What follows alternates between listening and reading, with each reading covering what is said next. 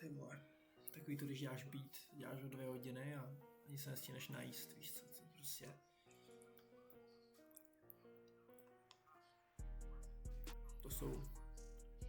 To jsou prostě ty věci, no. Každopádně, dělal jsem beat, dělal jsem asi 2 hodiny a prostě přišlo mi to jako verčety type beat, víš co? Tak jsem si řekl, ale natočím na to video, proč ne? Přišel mi ten beat jako dobrý. Tak jsem tady, takže se jdem na to podívat. Tak, prvně ten beat pustím.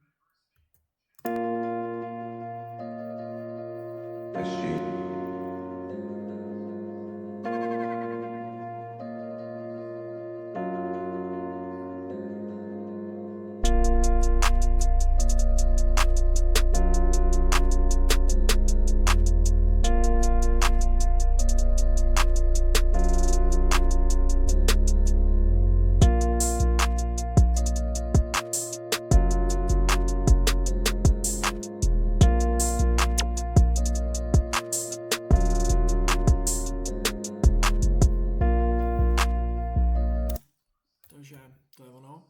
A jdem si to teda nějak rozebrat, jdem udělat takový beat breakdown. Začne melodií.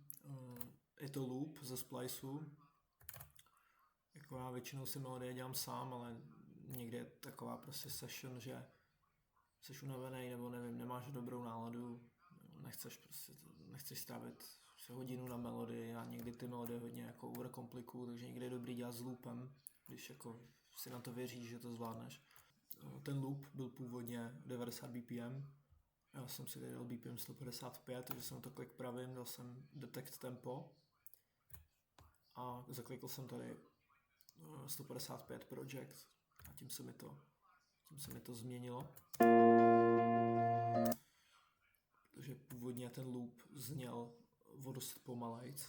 Já jsem to tímhle jakoby zrychlil. Největší vtip této melodie je, že to stojí prostě na 3 zvucích toho loopu samotného, no, který prostě jako je goated. To je jasný. Pak jako druhou věc tady mám prostě subbass.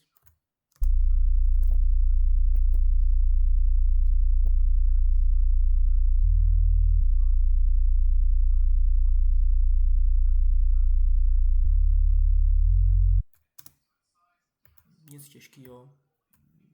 Vzhledem k tomu, že jsem ten loop ještě pitchnul o jeden semiton nahoru, tak je to A sharp. No tak jsem vzal prostě A sharp notu, dal jsem jí na začátek, to jsem jí tady a na konci 4 a tady na konci taky 4 jsem prostě jsem dělal změnu a tady jsem dělal taky změnu. Dal jsem ty noty vejš a tady konkrétně tu nejmenší notu jsem dal jako slide, takže to udělá tohle. Což je prostě goated věc, hlavně když jako pracuješ se subbassem, tak je dobrý tohleto používat, protože ty slidy na tom zní prostě libově. Protože jsem přidal ten efekt, takže to zní takhle. A jsem to z těch 8 barů jsem to dal přesně do půlky, jakoby, do začátku té druhé 4. Je to prostě takový jako vokál, no, takový voice effect. Přišlo mi to cool, protože jako zase stavět to jenom na loopu na jednom a nechat to hrát celý track je prostě není dobrý. No, prostě musí se to jakoby furt měnit, když už jako nechávám tu melodii, viď, jako celou, furt, tak musí se minimálně jako měnit ta atmosféra toho beatu, jo, že se tady hraje jenom melodie a tady se to switchne do toho subbassu. A to tomu dá trošku jiný nádech, jo.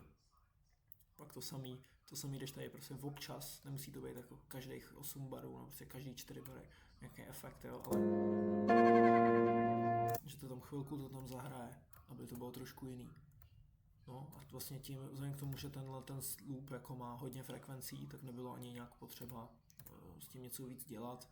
Já jediný, co jsem s tím loopem dělal, jsem si ho dal na 1 a dokonce tady jsem jenom dal EQ, kde jsem dal pryč basu, aby se mi to nekopalo, že jo.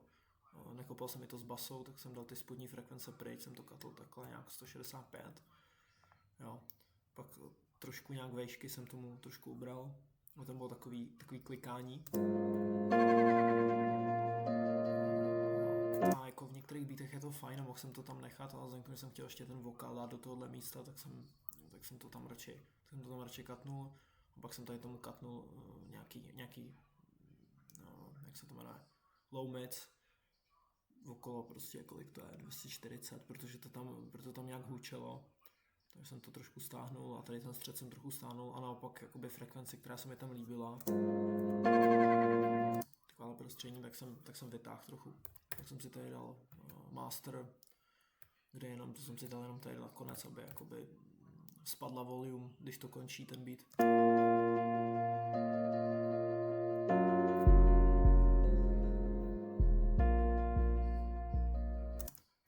Začal jsem to nově používat, tuhletu věc v těch beatech a je to super, protože když máš nějaký beat, na kterém nemáš delay, jako melody, na kterém nemáš delay, nebo nějaký takovejhle efekt, tak se ti stane to, že jakmile ten beat skončí, takhle jinak, když ten beat skončí, tak najednou jako ze 100% zvuku je 0 a úplně to takový divný, když to hraje a najednou to nehraje. Takže je dobrý určitě používat jako tuhletu věc, když se ti to slumuje ten track. Pustím celý drums, jako pustím jenom drums, bez melodie, bez ničeho.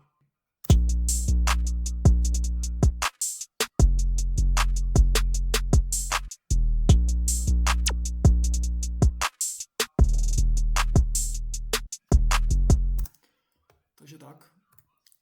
Hlavně když jsem ten beat dělal, tak jsem prostě si řekl, že nejlepší teorie bude ta, že když vlastně to stavím okolo jedné melodie a hraje to celý track.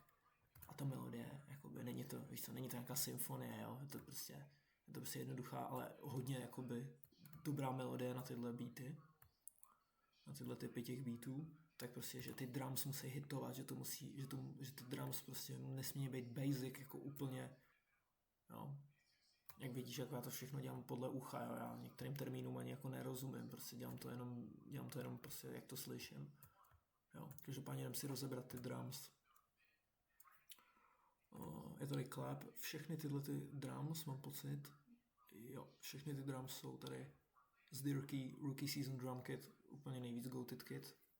Fakt doporučuji, prostě na trapový beat, úplně insane.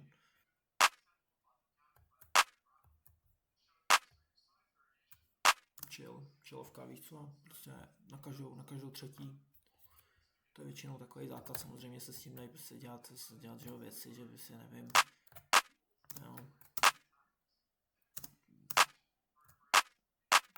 Jo, ale řekl jsem si, že vlastně ten klep dám jenom na každou třetí a budu vyplňovat mezi tím. To all right snare, tenhle. Ten jsem dal jako counter snare. Šlo o to, že jsem prostě udělal takhle, jako jsem to vyplnil, pak jsem to jenom přesunul do druhé čtyřky a jeden zvuk jsem tady ubral, protože se mi to clashovalo s kickem. Já jsem vlastně celý tenhle beat dělal tak, že jsem si udělal jednu čtyřku, nakopíroval jsem to do druhé čtyřky a tu jsem změnil, aby to prostě nebyla nuda, protože když uděláš prostě loop, který je na 4 bary a jenom se to opakuje, tak je to moc nuda, je to moc basic, takže jsem to trošku jsem to změnil, že jsem tady jeden counter snare ubral, někde je lepší ubrat, než furt přidávat, že jo. X-ková tohle. Hned ukážu nastavení té hi-hat. Slumil jsem ji na 50%, dal jsem stretch. Vlastně to je všechno. Ještě jedna věc, který k těm tlačítkům. Perk jsem dal doprava. V channel panning jsem dal prostě, aby to bylo slyšet víc vpravo. A openet jsem dal víc doleva. A openet jsem lehce slumil, hi-haty jsem slumil na 50%, jinak jsem všechno většinou nechával. Na masteru soft clipper, na drums. Normálně všechno jakoby basic. To ukážu. 80% tak jak jsem to otevřel, tak jsem to nechal. Nechtěl jsem to nějak jako víc. To, protože když to jakoby vytáhneš třeba takhle víc, tak už to servé. No, nechávat default, jako za mě goated, někdy třeba o procento to dát navíc, o 2 je taky v pohodě. Pak je tady 808. Vlastně šlo jenom o to, že jsem vzal root node, pak jsem to tam, mám pocit, dal znova, jenom jsem to takhle posunul, z Ačka jsem šel dolů opět na F a pak jsem dal ještě jednu notu dolů, protože u těch melodic beatů, jako který jsou takový smutný, tak je dobrý tu progression držet, že jdeš od zhora dolů. Na druhou čtyřku jsem to jenom nakopíroval a tady jsem trošku změnil oproti třeba, jak je to F, tak tady ten D sharp jsem to změnil, jak kde ty noty jsou. Takže tady jsem měl trošku jiný bounce. No a nakonec jsem dal jedno F, aby to nehrálo všechno v D sharpu, tak jsem tady udělal jednu změnu a pak se zase najde do Ačka, že jo. Když tak ta 808 je klasická spins, jo. Openet, Tombstone, je to pustil se z tohohle kitu a je to tohle stav. Udělal jsem prostě pattern na 1/4, tady tyhle 3 noty, nakopíroval jsem to a tady jsem to změnil, protože když byla na tom původním políčku, někde tady nebo kde byla, tak se mi tam klašovala s kickem, byl tam prostě, ten bounce už byl, že už to bylo přeplácaný, takže jsem ji prostě posunul. Tady tenhle ten perk, který je mega libovej, Zep. Jako nehodí se to do každého beatu, ale když třeba fakt chceš udělat beat s dobrým jako bouncem, tak je tolik perks, co tady je, jo, tak je to úplně insane, můžeš si vybrat cokoliv a já jsem prostě jediný, co jsem udělal, si to teda najdu, jo, je to prostě ten perk a dal jsem ho tady, ukážu v piano rolu. Původně byl i tady na začátku, že jo? Ale já jsem ho dal jenom na tu druhou část. Jenom tady prostě. No a pak kick.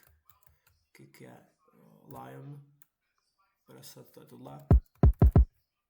A kick stojí na tom, že nekopíruji jakoby tu basu. Udělal jsem trošku jiný bounce, protože když je ten kick na stejném políčku jako bass, tak buď se to clashuje, anebo to ten beat moc skope. Když tam ten kick je moc často, tak to není dobrý. No, takže jsem prostě dal jeden na začátek, pak jsem našel nějaký volný místa, kde třeba ta basa nebyla, aby to mělo ten bounce a nakopíroval jsem to z 1/4 do té druhé a udělal jsem to nějakou změnu malou. Nějakou notu jsem tu odstranil, posunul a jednu jsem tady dal dozadu. Takže poměrně jednoduchý, dělal jsem to, já nevím, hoďku něco prostě, pak jsem akorát tady udělal aranže, že jo, aby všechno nehrálo v jeden čas. Takže jsem si tady vybral nějaký pockets prostě, kde hraje subbass, místo 808 klasický T-spins, tak hraje subbass, který prostě zní trochu jinak, takže se ten beat furt mění, jo. Vlastně je to šíleně easy, ale furt se to mění, takže to není nuda, protože se každá 8 je trochu jiná než ta předešla, jo. Tady jsem třeba udělal věc, že to hrálo a na konci, jak najel ta slide nota z toho subbassu a šlo to do dropu, tak jsem tady dal cut. Což je dobrý, protože když to necháš celý, tak ten drop není tak znát, ale jak je tam ta pauza, tak to má ten punch správnej, že jo. To sedí a tenhle beat jako se docela povedl, takže mám z toho jako radost. Takže dej vědět, jestli bys chtěl vidět nějaký jiný type beat třeba. A tak příště. Čus.